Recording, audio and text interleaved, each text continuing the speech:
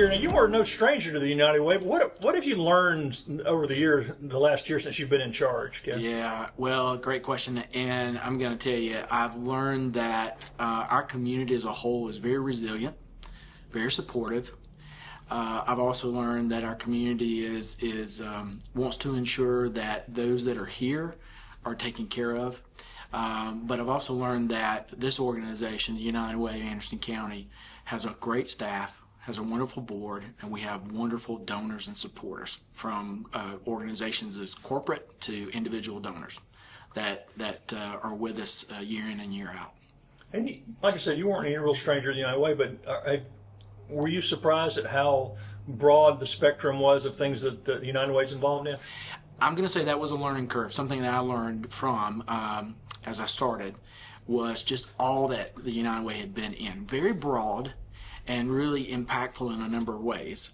And so I think that's something too that I've also learned is while we'd like to be a little narrow in some of our focuses, so we can be a lot deeper in what we're doing and our impact.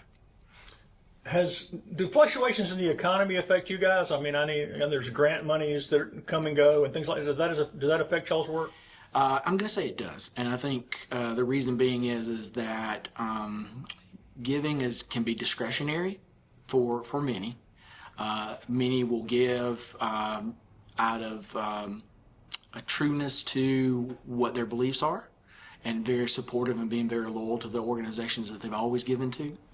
But as times of crisis have hit us over the period of the year and a half, you've seen generosity that has just been overwhelming.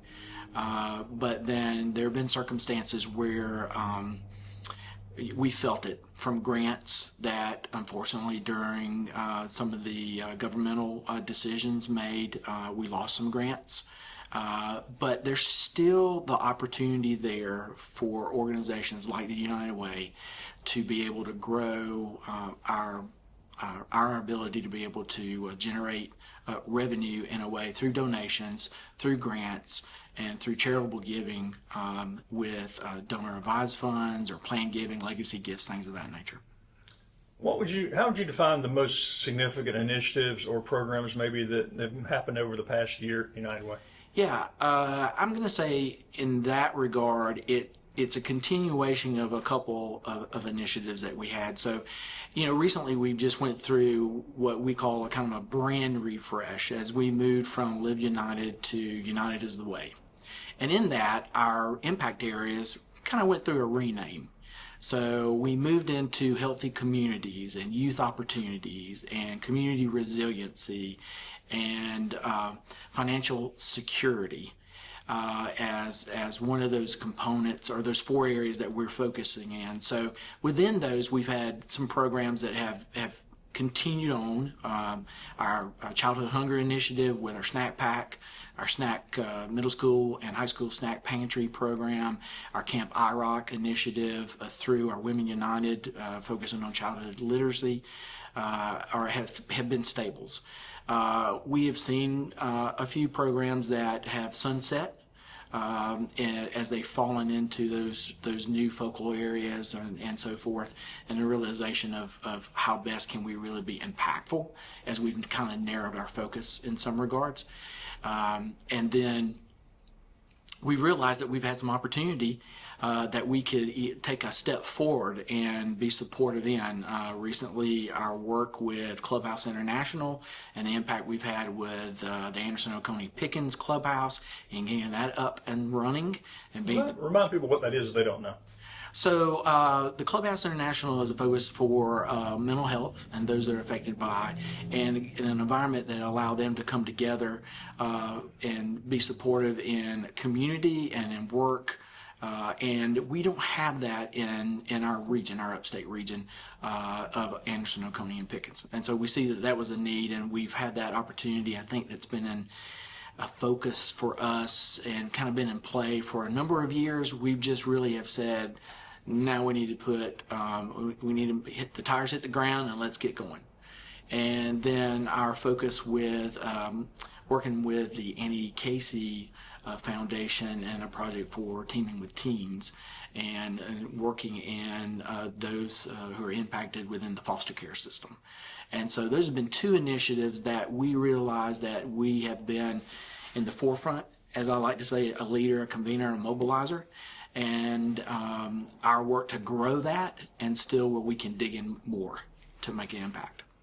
And I've noticed it showed up during the hurricane, and it showed up again recently with the disruption in SNAP, that y'all try to remain nimble to not just have things that are on the books, but to react to needs in the community. Tell me a little bit about what y'all been doing with those things. Yeah, great question. So yeah, we kind of learned from the hurricane. It was certainly something that I think we all as a community for nonprofits, I think we learned too that our community can come together nonprofit wise and work collaboratively. And with what we're seeing now with the disruption and the pause of SNAP, it allowed us to collaboratively work and be supportive in. So if an organization is very strong in their strengths, being able to collect and donate collections of food that are donated in, let's leverage that. Let's, us as a United Way, encourage those donations to your local food pantries within your areas that maybe are just 5 to 10 miles within reach. How can we encourage those pantries to increase capacity? And that's through our relationships with our association, through or the other organizations like the One SC Fund and other foundations that are willing to be financially supportive of, and working with the 5 food pantries within the state, and then getting that out to the food pantries. Then our ability that, you know, United Way as a whole is an organization globally, nationally. It's well over 100 years old. United Way of Anderson County will be celebrating 80 years next year. And so there's a trust factor there that individuals say, hey, I realize that if I'm providing assistance to others, giving to the United Way, they're going to go and provide that to the greatest need.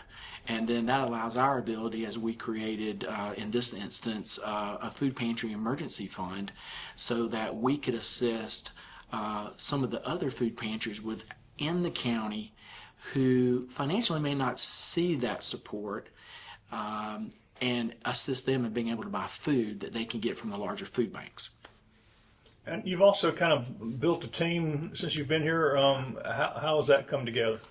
Yeah, I think it's been a wonderful experience for us. While we realize that there's change through transition, and realize that that's an area of opportunity for us to grow. And so we recently have had a number of staff members to join us, from a new marketing director to a new director of resource development and engagement.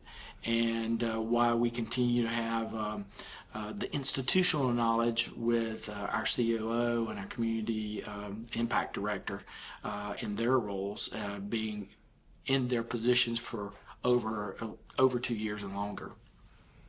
Is there anything you wish you'd known when you took over a year ago that you know now? That's a great question. Honestly, I'm going to say no.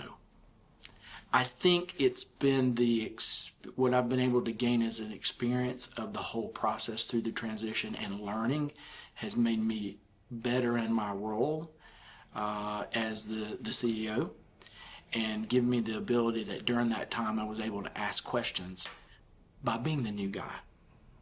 If you understand what I'm saying, to help me learn more. So I'm going to say no to that, because I think the experience in coming in and learning has been of a greater benefit for me.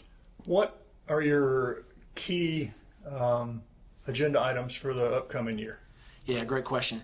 So as we continue in our season of our workplace campaigns, we want to continue to grow our workplace campaigns that are taking place. We want to win back those that maybe have, over the past couple of years, haven't been a part of the United Way Workplace campaign, and then encouraging those that are running to increase participation. And that could be individually, or that could simply be financially with just a few dollars. We realize it's the best gift.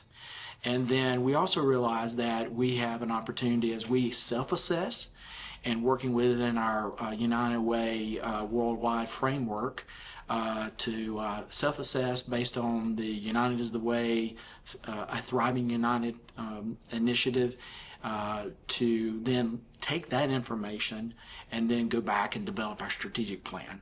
So we have an opportunity to lay out a 3 to 5 year strategic plan to assist us down the road. And remind me again, what kind of cooperative efforts y'all have with other charities and with governmental groups and everything here in Anderson? Yeah, great question. So one of the ways that we work with the other charitable organizations here, nonprofits, is we also do an annual community impact grant process. So each year, those organizations have the ability to provide and complete an application process regarding projects in which they need assistance or help with in moving the needle for something specific with their organization. And so, as we're fundraising, we in turn are ensuring that those dollars will go back out in the community impact. And so we open that up for nonprofits.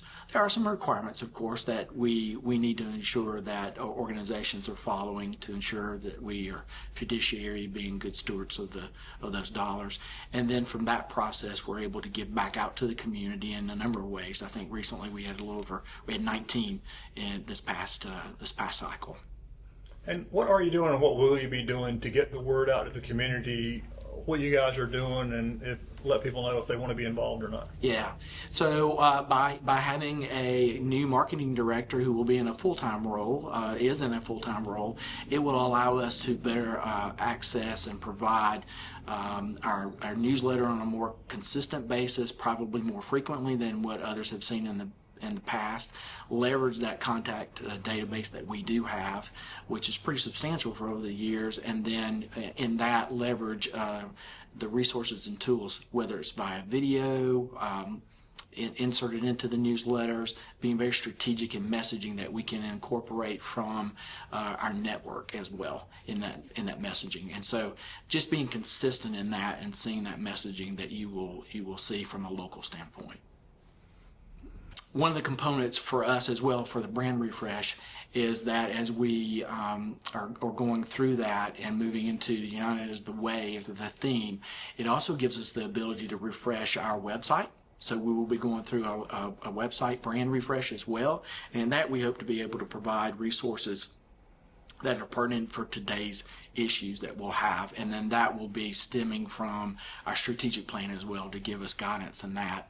And then we also realize that our database, our CRM system that we have, is a legacy system at best. And so as that is transitioning, we're looking to how best leverage what's available for us to provide the best resources for our donors, who we know who they are, how best to engage them and create a stewardship plan that we keep them engaged for down the road. And that looks like through legacy giving for us. While we are fortunate to have those annual donors, we also want to ensure that those who have been supportive of us over many, many years could be supportive of us when the next journey for them. So as we're in the season of giving, as we say, we've got a couple of initiatives for year-end giving. We will be having a opportunity for what we call Season of Giving Appreciation Breakfast coming up in December. We'll have an end-of-the-year push to ensure that those who want to take advantage of those tax benefits as well can give. And then we have opportunities for a one-time gift to a monthly gift to an annual gift as well. And you can go to our website, UnitedWayOfAnderson.org, to make that donation.